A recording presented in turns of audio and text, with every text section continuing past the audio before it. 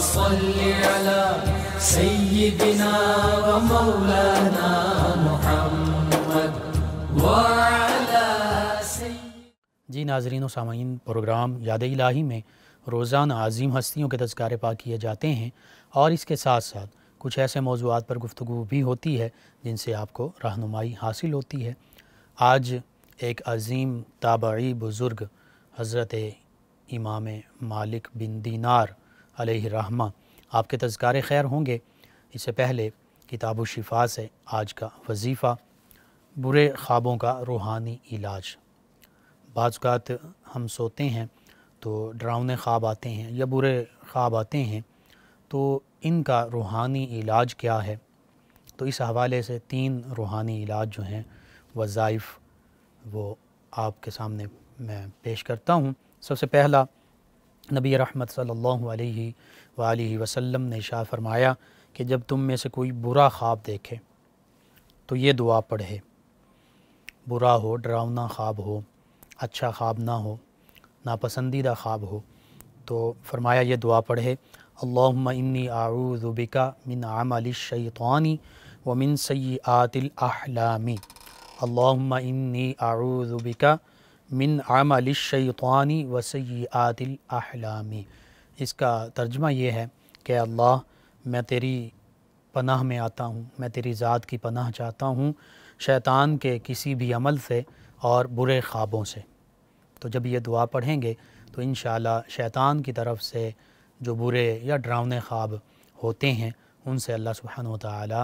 اپنی پناہ میں لے لے گا، نجات عطا فرمائے گا۔ دوسرا عمل، رسول اللہ صلی اللہ علیہ وآلہ وسلم نے ارشاد فرمایا کہ اچھا خواب اللہ تعالیٰ کی طرف سے ہے، لہٰذا اگر کوئی شخص اچھا، خوبصورت، پسندیدہ خواب دیکھے تو اسے صرف ایسے ہی شخص سے بیان کرے جو اس کے نزدیک محبوب ہو، جو اس کا دوست ہو، محبوب ہو، پسندیدہ بندہ ہو۔ اور فرمایا کہ اگر کوئی ناپسندیدہ خواب دیکھے، برا خواب، ڈراؤنا خواب دیکھے تو فرمایا پھر اس خواب کے شر سے پناہ مانگے اور شیطان کے شر سے پناہ مانگے۔ کیسے پناہ مانگے؟ اس وقت یہ دعا پڑھے، اعوذ باللہ من شرہا ومن شر الشیطان، اعوذ باللہ من شرہا ومن شر الشیطان، یعنی جب برا یا ناپسندیدہ ڈراؤنا خواب دیکھا تو یہ دعا کرے کہ اللہ میں اس برے خواب اور شیطان کے شر سے تیری پناہ چاہتا ہوں۔ اور پھر فرمایا کہ 3 مرتبہ تھوکے، اور عام طور پر بائیں جانب ہی یہ بہتر ہوتا ہے، تھوکنا چاہیے۔ اور فرمایا کہ اس خواب کو کسی سے بیان نہ کرے،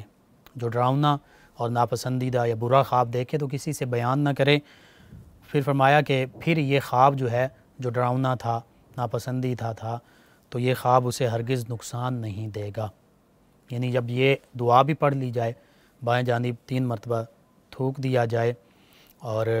اللہ سے پناہ مانگی جائے، اللہ کی پناہ حاصل کی جائے شیطان اور برے خواب کے شر سے، تو اللہ سبحانہ وتعالی شیطان اور برے خواب کے شر سے اپنی حفاظت میں لے لیتا ہے۔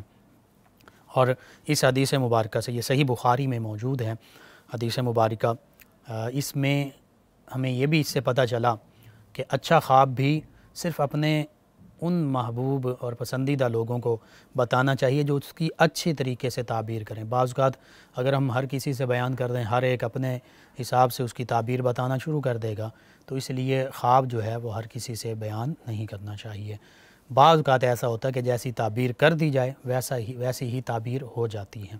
تو اسی لیے پیارے آقا صلی اللہ علیہ وآلہ وسلم نے رہنمائی بھی فرما دی کہ اچھا خواب دیکھا جائے تو اپنے پسندیدہ بندے کو بیان کیا جائے جو اس کی اچھی تعبیر کرے، اور برا خواب دیکھا جائے تو پھر وہ بیان کرنے کی ضرورت ہی نہیں ہے کسی سے، بلکہ اس خواب کے دیکھنے کے بعد ہو سکے تو پھر یہ دعا پڑھ لی جائے اور جو نبی کریم صلی اللہ علیہ وآلہ وسلم نے طریقہ بتایا اس کے مطابق عمل کر لیا جائے۔ انشاءاللہ ڈراؤنے خواب ہیں، ناپسندیدہ خواب ہیں، برے خواب ہیں، ان سے نجات بھی حاصل ہوگی، اور اگر ایسے خواب دیکھ لیتے ہیں اور یہ عمل کر لیتے ہیں تو پھر ان کا نقصان بھی نہیں پہنچے گا۔ تیسرا عمل یہ حفظ ما تقدم کے طور پر ہے، سونے سے پہلے اگر اس عمل کو کر لیا جائے تو انشاءاللہ ڈراؤنے، برے یا ناپسندیدہ خواب نہیں آئیں گے۔ اور وہ کیا ہے کہ رات کو سونے سے پہلے آیت الکرسی اور 4 قل شریف 3 مرتبہ پڑھیں، اور پڑھ کر سو جائیں انشاءاللہ۔ ڈراؤنے خواب اور خیالات سے اللہ تعالیٰ اپنی حفاظت میں رکھے گا۔ تو یہ بعض اوقات ڈراؤنے خواب آتے ہیں، برے ناپسندیدہ خواب آتے ہیں، بچوں کو بھی بعض اوقات ڈراؤنے خواب آتے ہیں، وہ ڈر کر اٹھ جاتے ہیں۔ تو اس عمل کے لیے، اس ڈراؤنے خواب سے بچنے کے لیے آپ اپنے بچوں پر بھی آیت الکرسی اور چاروں قل شریف پڑھ کر دم کر سکتے ہیں، خود اپنے اوپر دم کر لیجئے۔ ویسے بھی آیت الکرسی بہت زیادہ مجرب اور فائدہ مند عمل ہے، تو ان وظائف کو اپنے معمول کا حصہ بنائیے، انشاءاللہ اللہ سبحانہ و تعالی ہر قسم کی مشکلات سے اپنی حفاظت میں رکھے گا۔ یہ وظائف، یہ روحانی علاج، ان پر خود بھی عمل کیجئے، اپنے رشتہ داروں تک پہنچائیے، اعزاء، اقرباء، دوست، احباب کو بتائیے، امت مسلمہ تک پہنچائیے۔ انشاءاللہ اگر میرے آپ کے، ہمارے بتانے سے کسی کو فائدہ حاصل ہوگا تو وہ ہمارے لیے بھی باعث نجات ہوگا، دین و دنیا آخرت کی بھلائی کا باعث بنے گا۔ جی ناظرین و سامعین، حضرت مالک بن دینار رضی اللہ عنہ، آپ کا شمار تابعین میں ہوتا ہے، حتیٰ کہ جو تابعین کا اول طبقہ اس میں آپ کا شمار کیا جاتا ہے۔ اور تابعین کی عظمت اور شان تو یہ ہے کہ اللہ سبحانہ و تعالی نے قرآن مجید فرقان حمید میں بھی ذکر فرمایا والذین اتبعوہم بإحسان رضی اللہ عنہم ورضوا عنہ، یعنی اس آیہ کریمہ میں اگرچہ اس سے مراد مہاجر اور انصار صحابہ کرام کی پیروی کرنے والے دوسرے صحابہ کرام بھی ہیں، اس کے ساتھ ساتھ صحابہ کرام علیہم رضوان کی اتباع کرنے والے جو بھی لوگ ہیں اور وہ تابعین ہیں، کہ جیسے صحابہ کرام علیہم رضوان نے ایمان کی حالت میں پیارے آقا صلی اللہ علیہ وآلہ وسلم کی زیارت کی، تو ان تابعین علیہم رضوان نے ایمان کی حالت میں صحابہ کرام علیہم رضوان کی زیارت کی۔ تو اس حوالے سے یہ والذین اتبعوہم بإحسان رضی اللہ عنہم ورضوا عنہ میں شامل ہیں۔ اور پھر پیارے آقا صلی اللہ علیہ وآلہ وسلم کے کئی فرامین مبارکہ اس حوالے سے ملتے ہیں کہ جس میں یہ فرمایا گیا کہ خیر القرون قرنی ثم الذین یلونہم ثم الذین یلونہم، یعنی فرمایا پیارے آقا صلی اللہ علیہ وآلہ وسلم نے کہ سب سے بہتر قرن، سب سے بہتر زمانہ، سب سے خیر والا، بھلائی والا زمانہ وہ نبی کریم صلی اللہ علیہ وآلہ وسلم کا زمانہ۔ اب فرمایا میرا زمانہ خیر القرون ہے، اور پھر فرمایا کہ ثم الذین یلونہم، جو اس کے ساتھ متصل، اس کے ساتھ ملا ہوا زمانہ، یعنی نبی رحمت صلی اللہ علیہ وآلہ وسلم کا عہد مبارکہ تو وہ ہے جس میں آپ خود ظاہری طور پر اس کائنات میں تشریف فرما ہیں، ابھی بھی آپ پردہ فرما چکے ہیں، لیکن وہ عہد مبارکہ وہ ہے کہ 63 سالہ ظاہری حیات مبارکہ آپ نے گزاری، اور صحابہ کرام علیہم رضوان آپ کی معیت اور رفاقت میں موجود ہیں، تو سب سے بہتر زمانہ۔ پھر وہ زمانہ کہ جو صحابہ کرام علیہم رضوان کی معیت میں تابعین موجود ہیں، اور پھر تیسرا زمانہ فرمایا ثم الذین یلونہم، تیسرا زمانہ وہ کہ جس میں تابعین کے ساتھ تبع تابعین موجود ہیں۔ تو یوں تابعین اعظام علیہم رضوان بھی بڑی عظمت والے ہیں، اور صحیح بخاری کی وہ حدیث مبارکہ، طویل حدیث مبارکہ، مختصراً اس کا مفہوم اور خلاصہ عرض کر دیتا ہوں کہ جس میں فرمایا گیا کہ ایک زمانہ ہوگا مسلمان جنگ کریں گے تو مسلمان کہیں گے کہ کیا ہمارے درمیان کوئی ایسی ہستی موجود ہیں جنہوں نے نبی کریم صلی اللہ علیہ وآلہ وسلم کی زیارت کی ہو، تو ایک بزرگ صحابی ہوں گے،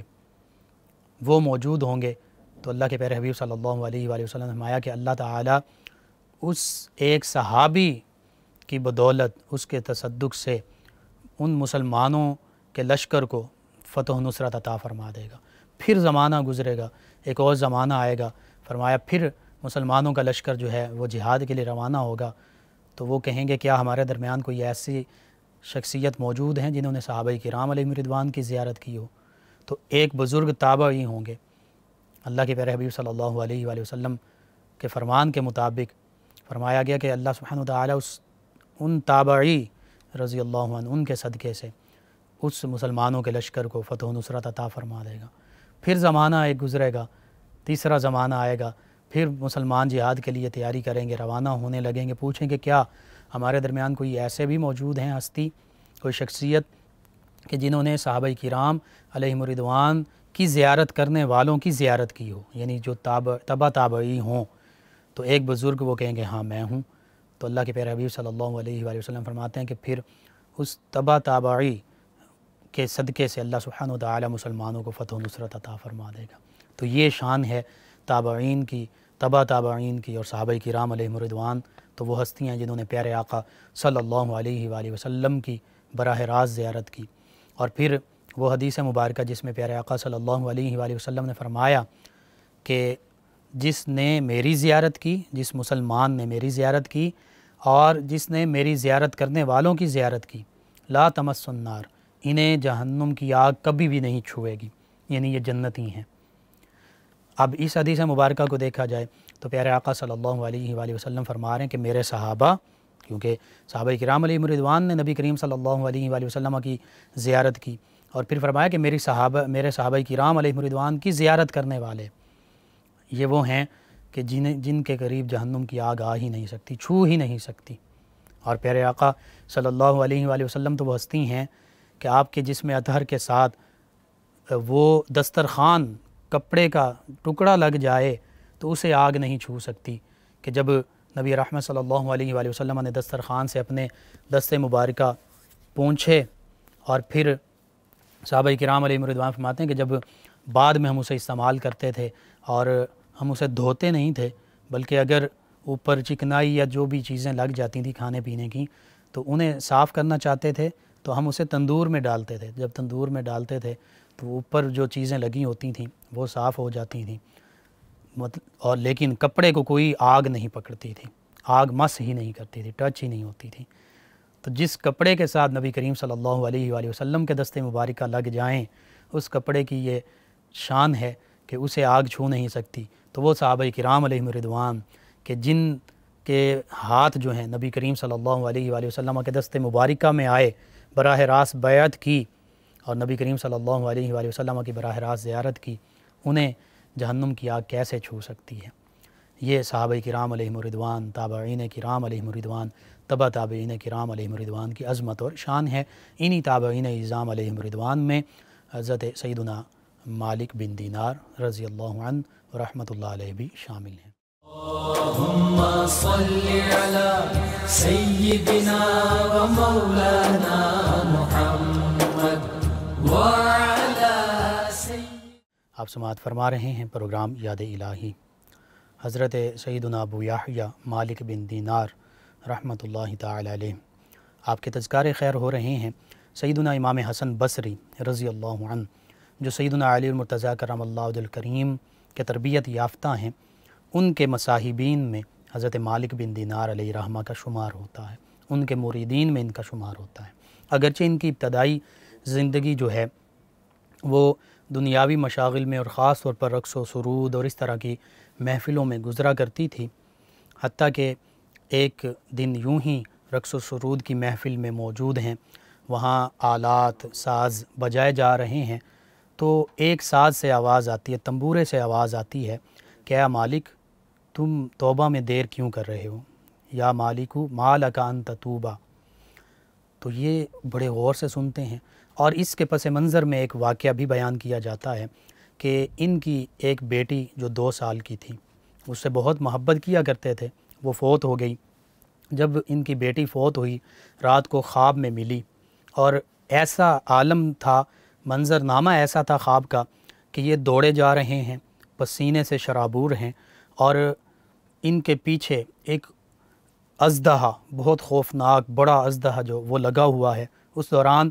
ایک کمزور سے بزرگ نظر آتے ہیں، لیکن یہ اس بزرگ سے مدد مانگتے ہیں، لیکن وہ بزرگ کچھ نہیں کر سکتے۔ اور پھر آگے دوڑتے دوڑتے دیکھتے ہیں کہ بچے کھیل رہے ہیں، تو ان میں ان کی بیٹی بھی موجود ہوتی ہے۔ تو ان کی بیٹی جو ہے وہ اللہ کی بارگاہ میں دعا کرتی ہے، اللہ سبحانہ و تعالیٰ کی طرف سے انہیں خواب میں اس اژدہے سے بچا لیا جاتا ہے۔ تو یہ اپنی بیٹی سے پوچھتے ہیں کہ بیٹا یہ کیا معاملہ ہے، یہ اژدہا، یہ بزرگ، یہ سارا معاملہ کیا ہے، اور یہ میرے پیچھے کیوں لگے ہیں؟ تو ان کی بیٹی کہتی ہیں، خواب میں ہی بتاتی ہیں کہ بابا جان، یہ جو آپ کو کمزور اور نحیف سے بزرگ نظر آ رہے ہیں، ضعیف نظر آ رہے ہیں، یہ آپ کے اعمال ہیں۔ اور یہ جو اژدہا ہے یہ آپ کے برے اعمال ہیں۔ آپ کے جو اچھے اعمال تھے وہ کمزور تھے تو وہ آپ کے کام نہیں آئے، آپ کی مدد نہیں کر سکے، اور جو آپ کے برے اعمال تھے وہ آپ کے پیچھے اژدہے کی شکل میں لگے ہوئے تھے، وہ آپ کو کھانے والے تھے، وہ آپ کے لیے نقصان دہ ہونے والے تھے، لیکن اللہ سبحانہ و تعالیٰ نے آپ کو بچا لیا۔ بس یہ خواب دیکھا، اٹھے تو بڑے پریشانی کے عالم میں ہیں، اور پھر اس کے ساتھ یہ واقعہ پیش آیا۔ اور ایک یہ بھی روایت موجود ہے کہ جب انہوں نے توبہ کی اس سے پہلے ان ہاتف غیبی سے یہ آواز آئی، الم یأن للذین آمنوا ان تخشع قلوبہم لذکر اللہ، کیا ایمان والوں کے لیے ابھی وہ وقت نہیں آیا کہ ان کے دل اللہ کی یاد سے، اللہ کے خوف سے کانپ جائیں، لرز اٹھیں؟ تو بس یہ انہوں نے جب یہ آیت کریمہ سنی تو کانپنے لگے، لرزنے لگے۔ پھر سیدنا امام حسن بصری رضی اللہ عنہ کی بارگاہ میں حاضر ہوئے اور سارا اپنا واقعہ جو ہے وہ بیان کیا، ان کے ہاتھ پر توبہ کی، اور پھر توبہ کرنے کے بعد جب سیدنا امام حسن بصری رضی اللہ عنہ ان کی معیت اور رفاقت میں وقت گزرنے لگا تو پھر اللہ کے ولی بن گئے، اور نہ صرف ایک عام ولی بلکہ اولیاء کرام کے سردار بن گئے۔ مختلف سلاسل جو ہیں ان کے شجرہ طریقت میں، اور اسی طرح جو اولیاء کرام کے سلاسل ہیں ان میں تابعین اعظام کا جو اول طبقہ ہے اس میں حضرت مالک بن دینار علیہ الرحمہ شامل ہیں۔ اسی طرح پھر آپ کی راتیں اللہ سبحانہ و تعالیٰ کی عبادت میں گزرنے لگیں، والذین یبیتون لربہم سجدا وقیاما کا مظہر بن گئے کہ اللہ فرماتا ہے کہ عباد الرحمن تو وہ ہیں، وعباد الرحمن الذین یمشون علی الارض ہونا وَإِذَا خَاطَبَهُمُ الْجَاهِلُونَ قَالُوا سَلَامًا، رحمان کے بندے وہ ہیں جو زمین پر بڑی عاجزی، ان کی ساری آہستگی کے ساتھ چلتے ہیں، زمین پر اکڑ کر تکبر کے ساتھ نہیں چلتے۔ اور فرمایا کہ جب جاہل ان سے مخاطب ہوتے ہیں تو پھر وہ ان سے الجھتے نہیں بلکہ انہیں سلام کہتے ہیں، کہ ان کے لیے بھی وہ سلامتی کی دعا کرتے ہیں کہ تم سلامت رہو۔ اور پھر فرمایا والذین یبیتون لربہم سجدا وقیاما، کہ یہ عباد الرحمن وہ ہیں، اللہ کے رحمان کے خاص بندے وہ ہیں جن کی راتیں اللہ کی بارگاہ میں سجدوں میں گزرتی ہیں، قیام میں گزرتی ہیں۔ بس پھر یہی ان کا بھی حال ہو گیا کہ یہ اللہ کی بارگاہ میں راتوں کو اٹھ اٹھ کر عبادت کیا کرتے، نوافل پڑھا کرتے، سجدوں میں سر رکھ کر سر بسجود ہوا کرتے، قیام میں کھڑے ہوتے۔ اور پھر اللہ سبحانہ و تعالیٰ نے ایسا مقام عطا فرمایا کہ ایک مرتبہ یہ کسی سفر پر تھے، اور سفر جو تھا وہ کشتی کا سفر تھا، اور یہ چونکہ اجنبی تھے، جتنے بھی مسافر تھے وہ انہیں نہیں جانتے تھے، تو کسی ایک شخص، اور حضور داتا گنج بخش علی اجویری علیہ الرحمہ نے یہ واقعہ کشف المحجوب میں لکھا کہ وہاں پر ایک شخص کا ایک قیمتی موتی، ایک نگینہ وہ گم ہو گیا۔ تو چونکہ یہ اجنبی تھے تو سبھی لوگوں نے ان پر الزام لگایا۔ انہوں نے آسمان کی طرف دیکھا، اللہ سبحانہ و تعالیٰ کی بارگاہ میں التجا کی، دل سے التجا کی، تو اسی وقت سمندر سے مچھلیاں نمودار ہوئیں، ہر مچھلی کے منہ میں جس طرح کا اس کا نگینہ گم ہوا تھا اس طرح کا قیمتی موتی وہ نگینہ موجود تھا۔ آپ نے ایک نگینہ پکڑا، اس شخص کو دے دیا، اور پھر فوراً کشتی سے نیچے اتر آئے۔ پانی ہے، دریا ہے، اسی پانی پر چلتے ہوئے کنارے جا لگے۔ یہ آپ کی کرامات میں سے ایک بڑی کرامت کہ جب آپ پر الزام لگایا گیا تو اللہ سبحانہ و تعالیٰ نے مچھلیوں کو بھیجا جنہوں نے وہ نگینہ، صرف ایک نہیں، ہر ایک کے منہ میں ایک ایک نگینہ موجود ہے، آپ نے وہ لے کر اس شخص کو واپس کر دیا، اور پھر دریا پر، پانی پر چلتے ہوئے پار چلے گئے۔ یہ اللہ سبحانہ و تعالیٰ کے اولیاء کرام کی کرامات ہوا کرتی ہیں۔ اللہ سبحانہ و تعالیٰ اپنے ان عظیم بندوں کو اپنی طرف سے یہ عزت، یہ کرامت کا تاج بخشتا ہے، اور یہ وہ صحیح بخاری کی حدیث قدسی کے مطابق ہے کہ جس میں پیارے آقا صلی اللہ علیہ وآلہ وسلم نے فرمایا کہ اللہ سبحانہ و تعالیٰ ارشاد فرماتا ہے کہ جب میرا بندہ فرائض کے بعد، جو فرائض واجبات اللہ سبحانہ و تعالیٰ کی طرف سے احکام لاگو ہیں، ان کے بعد میری نفلی عبادات کرتا ہے۔ اب نفلی عبادات میں نفل بھی شامل ہیں، صرف نفل نہیں، نفلی عبادات کا ایک حصہ ہیں۔ صرف نفل پڑھنا یہ نفلی عبادت نہیں ہے، بلکہ اللہ کی مخلوق کے ساتھ بھلائی کا معاملہ کرنا، کوئی ضرورت مند ہے، کوئی محتاج ہے، کسی کو راشن کی ضرورت ہے، اس کو راشن دے دینا، جس چیز کی ضرورت اپنی توفیق کے مطابق دے دینا، اللہ کی مخلوق کے ساتھ بھلائی کرنا، یہ بھی نفلی عبادت میں شامل ہے۔ راستے سے پتھر اور کانٹا ہٹا دینا، یہ بھی نفلی عبادت ہے، اس کا بھی ثواب ہے۔ تو یوں اللہ کے پیارے حبیب صلی اللہ علیہ وآلہ وسلم فرماتے ہیں کہ جو اللہ فرماتا ہے جو میرا بندہ فرائض کے بعد نفلی عبادات کرتا ہے، میرا تقرب پا لیتا ہے، میرا مقرب بندہ بن جاتا ہے، پھر میں اس کی آنکھیں بن جاتا ہوں جن سے وہ دیکھتا ہے، میں اس کے کان بن جاتا ہوں جن سے وہ سنتا ہے، میں اس کے ہاتھ بن جاتا ہوں جن سے وہ پکڑتا ہے، میں اس کے پاؤں بن جاتا ہوں جن سے وہ چلتا ہے۔ حتیٰ کہ فرمایا کہ پھر وہ جو دعا میری بارگاہ میں کرتا ہے میں اسے فوراً قبول کر لیتا ہوں، جو وہ خواہش کرتا ہے میں اس کی خواہش پوری فرما دیتا ہوں۔ تو یہ حدیث قدسی جو اللہ کا فرمان ہے، پیارے آقا صلی اللہ علیہ وآلہ وسلم نے ہم تک پہنچایا، اس پر اگر ہم غور کریں تو یہ اولیاء کرام علیہم الرضوان کی شان بیان کر رہا ہے کہ جس بندہ مومن کی آنکھوں میں، ویسے تو سبھی انسان ان کو آنکھیں، کان، پاؤں، ہاتھ، پورا جسم، ساری نعمتیں اللہ ہی نے عطا فرمائی ہیں، لیکن اللہ سبحانہ وتعالی شاہ فرما کہ بطور خاص جن کی آنکھیں میں بن جاتا ہوں، یعنی ان آنکھوں میں میری طرف سے خاص طاقت آ جاتی ہے، ان کانوں میں میری طرف سے خاص طاقت آ جاتی ہے، ان ہاتھوں قدموں میں میری طرف سے خاص طاقت آ جاتی ہے، تو پھر ان طاقتوں کا اندازہ ہم نہیں لگا سکتے۔ پھر وہ سیدنا سلیمان علیہ السلام کی طرح 600 میل دور سے بھی ہدہد کو بھی دیکھ لیتے ہیں، ملکہ بلقیس کے تخت کو دیکھ لیتے ہیں، چیونٹی کی آواز سن لیتے ہیں اور اسی چیونٹی کو اپنے ہاتھوں پر اٹھا کر اس سے بات کر لیتے ہیں۔ پھر وہ سیدنا سلیمان علیہ السلام کے صحابی، اللہ کے ولی آصف بن برقی علیہ رحمہ کی طرح، وہ جو ہزاروں کلومیٹرز کی مسافت پر ملکہ بلقیس کا تخت ہے، اسے پلک جھپکنے سے پہلے سیدنا سلیمان علیہ السلام کی بارگاہ میں لے آتے ہیں۔ پھر وہ سیدنا یوسف علیہ السلام کی طرح ان کا کرتا جو ہے وہ اپنے والد کی بینائی لوٹا دیتا ہے۔ وہ سیدنا عیسیٰ علیہ السلام کی طرح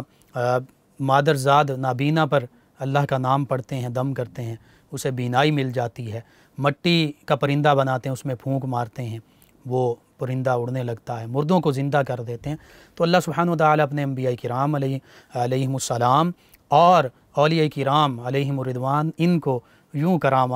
انبیاء کرام کو معجزات سے نوازتا ہے اور اولیاء کرام کو کرامات سے نوازتا ہے۔ سیدنا عمر فاروق اعظم رضی اللہ عنہ پھر مدینہ طیبہ میں ممبر پر بیٹھے ہوئے نہاوند میں مسلمانوں کو دیکھ بھی رہے ہوتے ہیں، مسلمانوں کے لشکر کو دیکھ رہے ہیں، اور حضرت ساریہ رضی اللہ عنہ کو پکار کر فرماتے ہیں یا ساریہ الی الجبل، اے ساریہ جبل پہاڑ کی طرف دیکھو، دشمن پیچھے سے پہاڑ کی جانب سے حملہ کر رہا ہے۔ اللہم صلی علی سیدنا و مولانا محمد وعلی سیدنا۔ ناظرین و سامعین، حضرت امام مالک بن دینار علیہ رحمہ کے تذکرے ہو رہے ہیں۔ آپ عبادت ریاضت میں بھی آگے تھے اور قرآن و سنت کے علوم سیکھے اور لوگوں تک پہنچائے، احادیث مبارکہ روایت کی۔ سیدنا امام محمد بن سیرین، سیدنا قاسم بن محمد بن ابی بکر، اس طرح کے جو تابعین، ان سے آپ نے احادیث مبارکہ سماعت کی اور لوگوں تک پہنچائیں۔ آپ کے وصال کے بعد 128 ہجری میں آپ کا وصال ہوتا ہے، تو کسی نے آپ کو خواب میں دیکھا اور پوچھا کہ اللہ سبحانہ وتعالی نے آپ کے ساتھ کیا معاملہ کیا؟ تو آپ نے فرمایا کہ میں اپنے تمام گناہوں کے ساتھ اللہ کی بارگاہ میں حاضر ہوا، اللہ کے دیدار سے مشرف ہوا، اور اللہ سبحانہ وتعالی نے مجھے میرے حسن ظن کے مطابق بخش دیا، کیونکہ میں دنیا میں یہ اچھا گمان رکھا کرتا تھا کہ اللہ سبحانہ وتعالی کے دیدار سے بھی مشرف ہوں گا اور اللہ سبحانہ وتعالی میری بخشش بھی فرما دے گا۔ اور یہ حدیث مبارکہ کے مطابق ہے۔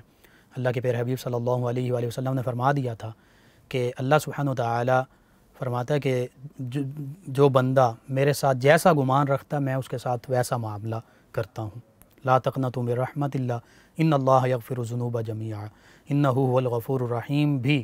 اسی کی تفصیل ہے کہ اللہ سبحانہ وتعالی نے پیارے آقا صلی اللہ علیہ وآلہ وسلم سے فرمایا، میرے حبیب صلی اللہ علیہ وآلہ وسلم میرے بندوں سے ارشاد فرما دیجئے